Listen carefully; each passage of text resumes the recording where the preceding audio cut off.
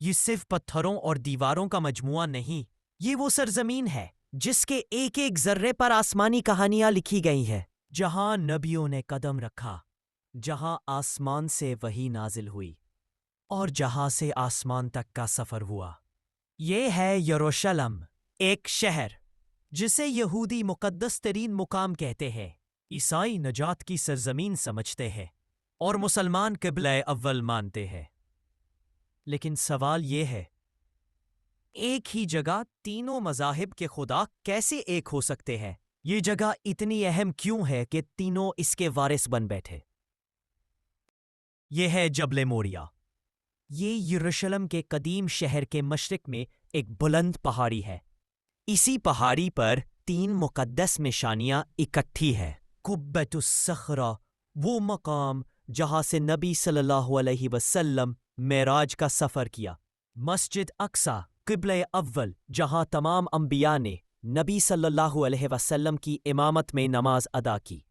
ہیکل سلیمانی کی بنیادیں، جنہوں یہودی کہتے ہیں اور جنہیں وہ دوبارہ تعمیر کرنا چاہتے ہیں، یہ تینوں عمارتیں ایک ہی پہاڑی پر ہیں، لیکن ان کے معنی، ان کے عقائد اور ان کی تاریخیں ایک دوسرے سے بالکل مختلف ہیں۔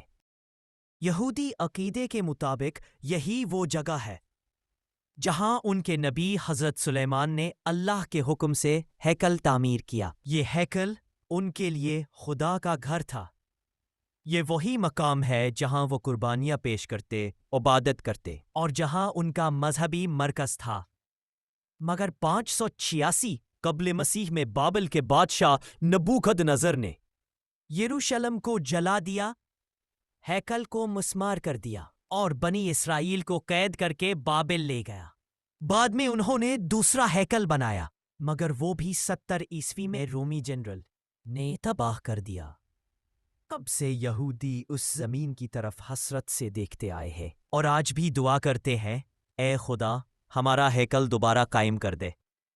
یہی یروشلم وہ جگہ ہے جہاں حضرت عیسیٰ نے تعلیم دی، جہاں انہیں گرفتار کیا گیا، اور قریب ہی وہ مقام ہے جہاں عیسائی عقیدے کے مطابق انہیں صلیب دی گئی اور بعد میں وہ آسمان پر اٹھائے گئے۔ عیسائیوں کے لیے یہ شہر نجات اور قربانی کی علامت ہے، اسی لیے قرون وسطیٰ میں انہوں نے صلیبی جنگیں لڑی تاکہ یہ شہر ان کے قبضے میں آ جائے۔ کئی صدیوں تک رومی عیسائیوں نے یہاں حکومت کی، لیکن آج وہ اس تنازع کے سیاسی نقشے سے تقریباً غائب ہے، شاید اس لیے کہ ان کے لیے نجات کا وعدہ زمین سے زیادہ آسمان سے جڑا ہوا ہے۔ مسلمانوں کے لیے یہ جگہ ایمان کا حصہ ہے۔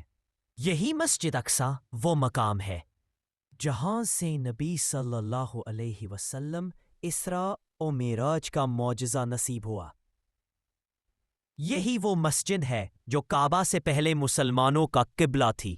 قرآن میں ارشاد ہے، پاک ہے وہ ذات جس نے اپنے بندے کو راتوں رات مسجد حرام سے مسجد اقصی تک لے گیا۔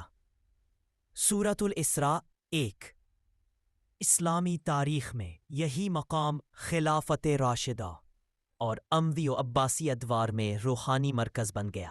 یہاں عبد الملک بن مروان نے قبۃ الصخرہ تعمیر کروایا تاکہ مسلمانوں کی تاریخ ہمیشہ اس جگہ سے جڑی رہے۔ بظاہر جھگڑا ایک عمارت کا لگتا ہے، لیکن دراصل یہ لڑائی ایک عقیدے کی مرکزیت کی ہے۔ یہودی کہتے ہیں یہ خدا نے ہمیں دی تھی، عیسائی کہتے ہیں یہ ہمارے نجات دہندہ کا مقام ہے، اور مسلمان کہتے ہیں یہ ہمارا قبلہ اول ہے، ہماری معراج کی سرزمین ہے۔ یہ لڑائی زمین کی نہیں، خدا کی قربت کی ہے، اور شاید اسی لیے اس کا حل زمین پر ممکن نہیں۔ یروشلم ایک ایسا شہر جہاں تاریخ سانس لیتی ہے، جہاں دعا، آنسو اور خون سب ایک جگہ بہے ہیں۔